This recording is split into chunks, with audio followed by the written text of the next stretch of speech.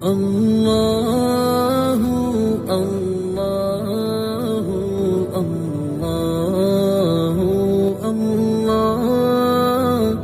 اللہ اللہ اللہ۔ آج کا سبق سورۃ الاعلیٰ سے ہے۔ یہ مکی صورت ہے، یعنی مکہ معظمہ میں نازل ہوئی، اور اس میں 19 آیات ہیں۔ اعوذ باللہ من الشیطان الرجیم، بسم اللہ الرحمن الرحیم۔ سبح اسم ربک الاعلیٰ، تسبیح بیان کیجیے یا پاکی بیان کیجیے اسم نام کی، ربی کا اپنے رب کے، الاعلیٰ جو بلند ہے، اپنے رب بے اعلیٰ کے نام کی پاکی بیان کیجیے۔ الذی خلق فسوی، الذی جس نے خلق پیدا فرمایا، فسوی پھر ٹھیک بنایا، جس نے پیدا فرمایا پھر ٹھیک فرمایا یا درست کیا۔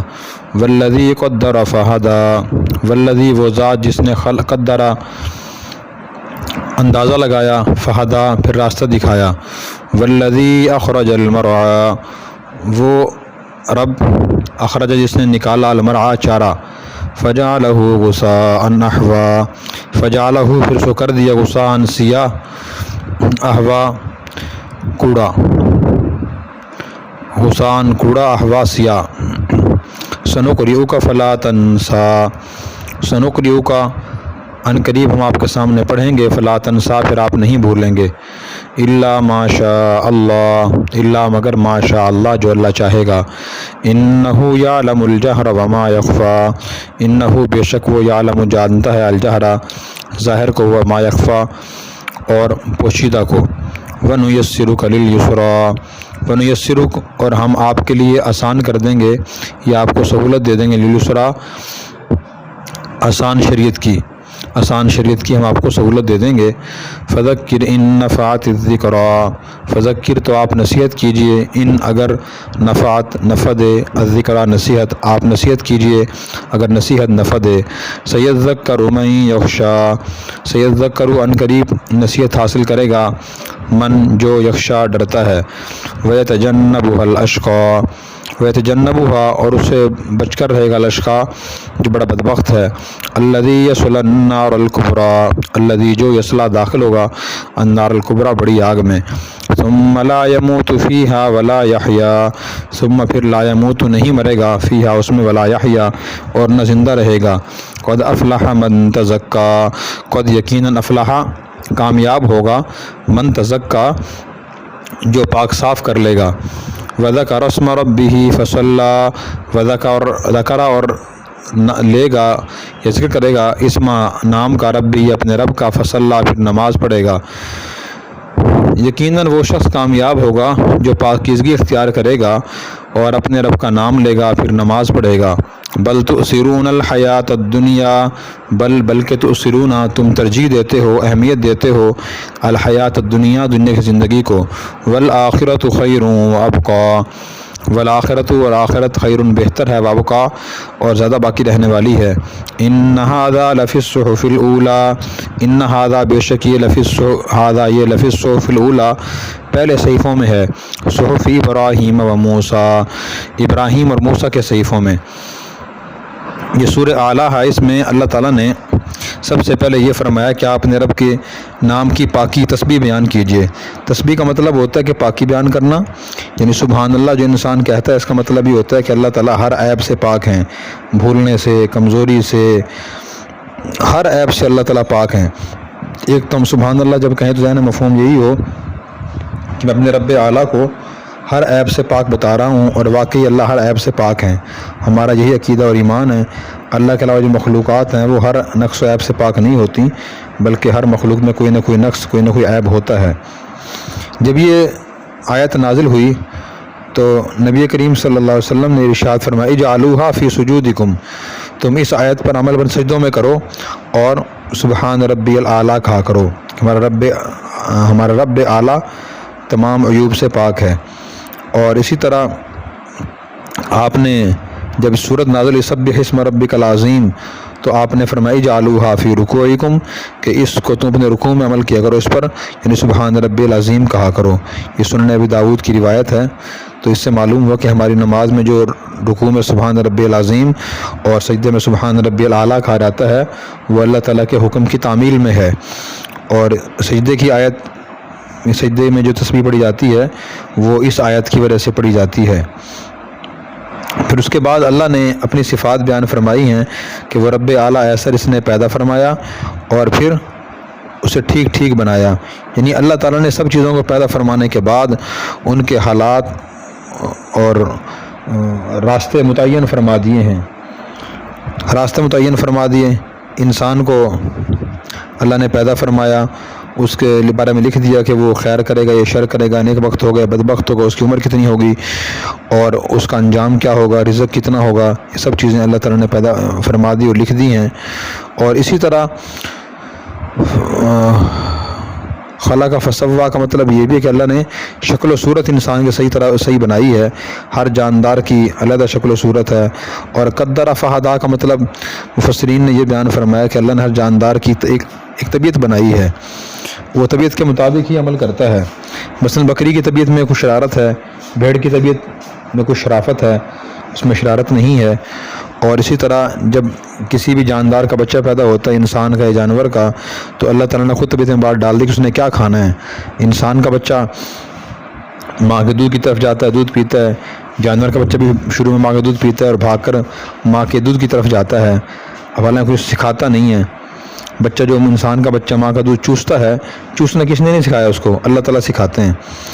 پھر اس کے بعد گائے بھینس بکری کا بچہ گھاس کھاتا ہے اور انسان کا بچہ روٹی کھاتا ہے اور چیزیں کھاتا ہے۔ تو اللہ تعالیٰ نے پیدا ہی فرمایا اور راستہ بھی دکھا دیا اور اندازے سے پیدا فرما دیا کہ اس نے یہ کام کرنا ہے اور یہ کام نہیں کرنا۔ پہلی صفت اللہ نے اپنی یہ بیان فرمائی والذی اخرج المرعى کہ اللہ تعالیٰ نے انسان کو پیدا فرمایا، راستہ دکھایا، اور انسان کے جانوروں کو پیدا فرمایا، ان کو چارہ بھی نکالا۔ اور پھر چارے کو اللہ تعالیٰ، چارہ کچھ تو جانور کھا لیتے ہیں اور کچھ جانور چارے کو ضائع کر دیتے ہیں، پھر وہ سیاہ خشک ہو کر اڑتا پھرتا ہے، اور اس میں انسان کے لیے سبق ہے۔ جیسے انسان کے جانور اور ان کا چارہ بالآخر ختم ہو جاتے ہیں، اسی طرح انسان بھی ایک دن دنیا سے رخصت ہو جائے گا اور یہ خشک ہو کر دنیا سے چلا جائے گا۔ پھر فرمایا سنقرئک فلا تنسیٰ، ہم قرآن پڑھائیں گے آپ کو، آپ بھولیں گے نہیں۔ شروع میں جب آپ پر وحی نازل ہوتی تھی تو آپ پریشان ہوتے تھے اور ساتھ ساتھ پڑھنے کی کوشش کرتے تھے کہیں ایسا نہ بعد میں قرآن کریم بھول جاؤں، تو اللہ نے فرمایا صرف آپ سن لیا کریں۔ سورۃ قیامہ میں فرمایا ان علینا جمعہ و قرآن، کہ اس قرآن کو آپ کے دل دماغ میں محفوظ کرنا اور آپ کی زبان مبارک سے کہلوانا یہ ہمارے ذمہ ہے۔ پھر فرمایا کہ الا ما شاء اللہ، مگر جو اللہ چاہیں گے وہ آپ بھول جائیں گے۔ اس کا مطلب یہ ہے کہ اللہ تعالیٰ نے قرآن کریم کی بہت سی آیات، بہت سے احکام منسوخ بھی کیے ہیں، ختم فرمائے ہیں۔ بعض تو تلاوتیں بھی آیات کی منسوخ ہو گئی ہیں اور حکم بھی منسوخ ہو گئے ہیں۔ اور یہ بات اللہ تعالیٰ نے قرآن کریم میں سورہ بقرہ میں فرمائی ما ننسخ من آیت او ننسیہا نأتی بخیر منہا او مثلہا، کہ جس آیت کو ہم منسوخ کرتے ہیں تو اس جیسی یا اس سے بہتر کوئی آیت ہم لے آتے ہیں۔ تو وہ اللہ نے کیوں منسوخ فرمائی، کیوں بھلائی آپ کو؟ اس وجہ سے کہ ایک خاص وقت تک کے لیے وہ حکم تھا، پھر بعد میں ختم کر دیا گیا۔ پھر فرمایا کہ انہ یعلم الجہر وما یخفی، کہ اللہ تعالیٰ ظاہر کو بھی جانتے ہیں، پوشیدہ کو بھی جانتے ہیں۔ اب یہاں یہ سوال پیدا ہوتا ہے کہ ظاہر خود سب جانتے ہیں، یہ اللہ کی خاص صفت کیسے ہے؟ تو اس کی وجہ یہ ہے کہ ظاہراً بھی جب سب بولتے ہیں تو سب کی بولی، سب کی بات ہم نہیں سمجھ سکتے۔ مثلاً ایک جگہ 10 آدمی بول رہے ہوں، 10 کی بات ہم نہیں سمجھ سکتے، لیکن اللہ تعالیٰ ان 10 کی باتوں کو، 10 کیا کروڑ لوگ بھی ہوں، 1 ارب لوگ بھی ہوں، تو اللہ ہر وقت ان کی بات سنتے ہیں اور سمجھتے ہیں۔ پھر فرمایا کہ وَنُيَسِّرُكَ لِلْيُسْرَىٰ، ہم آسان شریعت کے لیے، آپ آسان شریعت کی سہولت آپ کو عطا کریں گے، یعنی اللہ یہ فرما رہے ہیں کہ ہم آپ کو جو شریعت دیں گے وہ آسان ہوگی۔ آسان، ہماری شریعت آسان ہے۔ قرآن کریم میں بار بار اللہ تعالیٰ نے اس کا اعلان فرمایا ما جعل علیکم فی الدین من حرج، کہ تم پہ اللہ نے دین میں کوئی تنگی نہیں رکھی۔ یرید اللہ بکم اليسر، اللہ تم سے آسانی کرنا چاہتے ہیں، تم تنگی میں مبتلا کرنا نہیں چاہتے۔ اللہ تعالیٰ نے بندوں کو وہی احکام دیے ہیں جن کی ان کے اندر استطاعت ہے اور جو آسانی سے کر سکتے ہیں۔ اور پھر حالات کے بدلنے سے شریعت مسائل بدل جاتے ہیں۔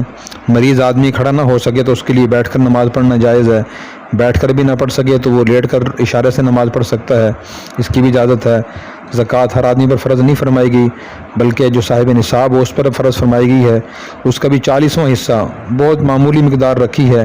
اسی طرح حج ہر آدمی پر فرض نہیں ہے، جس کے پاس مکہ معظمہ جانے کے لیے سواری کا انتظام ہو، سفر خرچ بھی اس کے پاس ہو اور پیچھے ہر ریال خرچ دے کے جا سکتا ہو تو اس پر حج فرض فرمایا۔ ہر ایک حج نہیں فرض فرمایا، یہ بھی آسانی ہے۔ رمضان المبارک میں مریض، مسافر، حاملہ، دودھ لانے والی عورت کے لیے آسانی رکھی گئی ہے، وہ روزہ رکھنا میں ان کو دشواری پیش آئے روزہ چھوڑ سکتے ہیں۔ اسی طرح سفر کی حالت میں مسافر کے لیے 4 رکعت کے لیے بجائے 2 رکعت فرض مقرر فرمائی گئی ہے۔ تو یہ آسانیاں ہی آسانیاں ہیں۔ بعض مفسرین نے فرمایا کہ یسرا سے مراد یہاں شریعت نہیں ہے، بلکہ اس سے مراد یہاں وحی ہے، کہ وحی کا جو بوجھ آپ پر نازل ہوتا تھا تو اللہ تعالیٰ نے فرمایا کہ ہم اس میں آسانی پیدا فرما دیں گے، بعد میں آپ کے لیے آسانی ہو گئی۔ پھر فرمایا کہ فذکر ان نفعت الذکریٰ، آپ نصیحت کیجئے اگر نصیحت نفع دے۔ اگر یہی معنی اس کا مراد ہو، اس کا مطلب یہ ہوگا کہ وہاں نصیحت کرنی چاہیے جہاں نصیحت کرنے سے فائدہ ہوتا ہے، ہر جگہ نصیحت سے فائدہ نہیں ہوتا۔ مبلغین کے لیے بڑی اہم بات ہے کہ نصیحت وہاں کریں جہاں نصیحت کرنے سے فائدہ ہو۔ اگر نصیحت کرنے سے نقصان کا اندیشہ ہو پھر وہاں نصیحت نہیں کرنی چاہیے۔ البتہ مسلمانوں کو فائدہ ہی ہوتا ہے اکثر، عام طور پر یا عام طور پر نقصان سامنے نہیں آتا۔ قرآن کریم میں اللہ نے فرمایا فذکر فإن الذکریٰ تنفع المؤمنین، آپ نصیحت کیجئے، نصیحت مومنوں کو فائدہ دیتی ہے۔ اسی طرح انبیاء علیہ السلام اپنی قوموں کو آخری وقت تک نصیحت کرتے رہے، تو اس لیے نصیحت کرتے رہنا چاہیے، لیکن یہ بات بھی جاننی ضروری ہے کہ کون کس کو نصیحت کرے۔ کم علم والا زیادہ علم والے کو نصیحت نہیں کر سکتا۔ مثلاً ایک عام آدمی کسی عالم کو نصیحت کرے، یہ بھی درست نہیں ہے۔ ایک عام آدمی ڈاکٹر کو نصیحت کرے میڈیکل سائنس کے بارے میں، یہ بھی درست نہیں ہے، یہ بھی آداب کے خلاف ہے۔ تو اللہ حضور کو فرما رہے ہیں کہ آپ نصیحت کیجئے۔ دوسرا معنی اس کا یہ ہے کہ یقیناً نفع دے گی نصیحت، یقیناً نفع دیتی ہے نصیحت اگر صحیح طریقے سے کی جائے۔ بعض اوقات جلدی نفع دیتی ہے اور بعض اوقات ذرا دیر سے دیتی ہے، لیکن نصیحت نفع ضرور دیتی ہے اکثر لوگوں کو۔ پھر اس کے بعد فرمایا کہ سیذکر من یخشی، نصیحت سے پورا فائدہ وہ حاصل کرے گا جس کے دل میں اللہ کا ڈر خوف ہوگا، اور جو بدبخت آدمی ہے، جو پرہیزگار نہیں ہے، وہ قرآن کریم کی نصیحت سے دور رہے گا۔ اور نصیحت کے ادب یہ بھی ایک آدمی کوشش کرے اللہ رسول کی باتیں سنا کر نصیحت کرے۔ قرآن کریم میں ہی ہے فذکر بالقرآن من یخاف وعید، جو وعید سے ڈرتا ہے اسے آپ قرآن کے ذریعے نصیحت کیجیے۔ لیکن افسوس کہ آج کل نصیحت کرنے والے، خطبہ دینے والے، بیان کرنے والے بعض لوگ ایسے بھی ہیں جو قصے، کہانیاں اور واقعات تو سناتے ہیں، قرآن کریم اور احادیث مبارکہ کے ذریعے نصیحت نہیں کرتے۔ سب سے بڑی نصیحت کی چیزیں تو یہی ہیں۔ فرمایا کہ الذی یصلی النار الکبریٰ، بدبخت وہ ہے جو بڑی آگ میں داخل ہوگا، یعنی جہنم کی جو آگ ہے وہ دنیا کی آگ سے 70 درجہ زیادہ گرم اور بڑی ہے، اس میں وہ داخل ہوگا۔ لا یموت فیہا ولا یحییٰ، نہ اسے مرے گا نہ زندہ رہے گا۔ مطلب یہ کہ وہ زندہ تو رہے گا لیکن وہ زندگی موت سے بدتر ہوگی۔ آدمی خواہش کرے کاش میں یہاں دنیا میں نہ رہوں، میں یہاں جہنم میں نہ رہوں بلکہ مر جاؤں میں، لیکن وہاں موت نہیں آئے گی بلکہ آدمی وہاں پریشانی میں ہی زندہ رہے گا۔ پھر فرمایا قد افلح من تزکا، کہ وہ آدمی کامیاب ہوگا جو خود کو پاک صاف کر لے گا۔ تزکا سے مراد یہ ہے کہ کفری عقائد سے، شرکی عقائد سے، برے اخلاق، برے اعمال سے خود کو پاک صاف کرے گا تو وہ آدمی کامیاب ہوگا۔ وذکر اسم ربہ فصلی، اپنے رب کا نام لے کر نماز پڑھے گا۔ اس آیت سے وذکر اسم، اپنے رب کا نام لے گا، اس آیت سے مفسرین نے یہ سمجھا ہے اور فقہا نے کہ نماز کے شروع میں تکبیر تحریمہ ضروری ہے، اور فقہائے احناف نے یہ سمجھا ہے تکبیر تحریمہ کے لیے صرف اللہ اکبر کہنا ضروری نہیں ہے، اللہ کوئی بھی نام لے لیا جائے، مثلا اللہ اجل، اللہ اعظم، اللہ الاعلی، تو اس طرح تکبیر کہنا بھی جائز ہے، اس لیے کہ اللہ تعالیٰ فرما رہے ہیں وذکر اسم ربہ، اس نے اپنے رب کا نام لیا۔ تو یہاں یہ نہیں فرمایا کہ وذکر اسم اللہ، کہ اللہ کا نام لیا، وذکر اسم ربہ، اپنے رب کا نام لیا، تو رب کے 99 بلکہ اس سے زیادہ نام ہے، تو کوئی بھی نام لے لیا جائے تو اس سے نماز ہو جائے گی۔ فصلی، پھر نماز پڑھے، تو اس سے تکبیر تحریمہ کی طرف اشارہ ہے، اس لیے وہ نماز کی شرط ہے کہ آدمی اگر نماز شروع کرے زبان تکبیر تحریمہ نہ کہے تو اس کی نماز ہی شروع نہیں ہوگی۔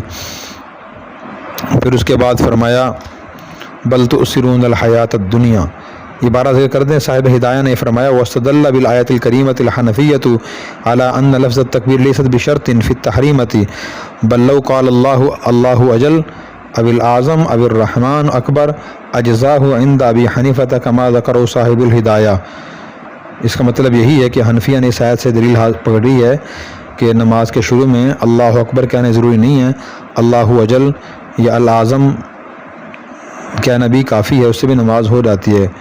پھر فرمایا کہ تم تؤثرون الحیات الدنیا، تم دنیا کی زندگی کو ترجیح دیتے ہو۔ اکثر انسان ایسے ہیں جو دنیا کی زندگی کو، دنیا کے کاموں کو اہمیت زیادہ دیتے ہیں، دنیا کے عہدے کو، دنیا کے مال و دولت کو، دنیا کے سامان کو، اور اس کو زیادہ اہمیت دیتے ہیں، اس میں زیادہ مصروف رہتے ہیں۔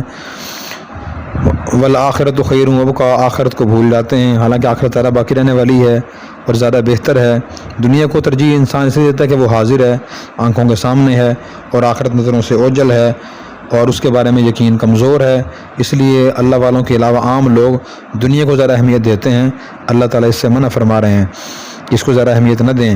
سورہ قیامہ میں فرمایا بل تحبون العاجلہ وتذرون الآخرہ، تم دنیا سے محبت کرتے اور آخرت کو بھول جاتے ہو۔ ان ہؤلاء یحبون العاجلہ ویذرون وراءہم یوما ثقیلا، یہ لوگ دنیا سے محبت رکھتے ہیں اور اپنے آگے آنے والے ایک بھاری دن کو چھوڑ بیٹھے ہیں، ایسا نہیں کرنا چاہیے۔ پھر فرمایا کہ ان ھذا لفی الصحف الاولیٰ، یہ بات پہلے صحیفوں میں بھی ہے، ابراہیم اور موسیٰ علیہ السلام کے صحیفوں میں۔ تو ھذا سے اشارہ کس کی طرف ہے؟ مفسرین نے فرمایا قد افلح من تزکیٰ سے لے کر آخر تک جو مضامین بیان کیے گئے ہیں، تو ان مضامین کے بارے میں اللہ نے فرمایا کہ یہ مضامین پہلے صحیفوں میں بھی تھے کہ جو آدمی خود کو پاک صاف کرے گا، اپنے رب کا نام لے گا، نماز پڑھے گا اور آخرت کو ترجیح دے گا، دنیا کو زیادہ ترجیح نہیں دے گا، تو یہ آدمی کامیاب ہوگا۔ اللہ تبارک و تعالی ہمیں قرآن کریم سمجھ کر عمل کرنے کی توفیق عطا فرمائے۔ اور اگر آپ نے ابھی تک ہمارا چینل سبسکرائب نہیں کیا تو فوراً سبسکرائب کیجئے، ساتھ ہی بیل آئیکن پر کلک کریں تاکہ مزید آنے والی ویڈیو ہے وہ آپ کو وقت پر ملتی رہیں۔ اللہ حافظ۔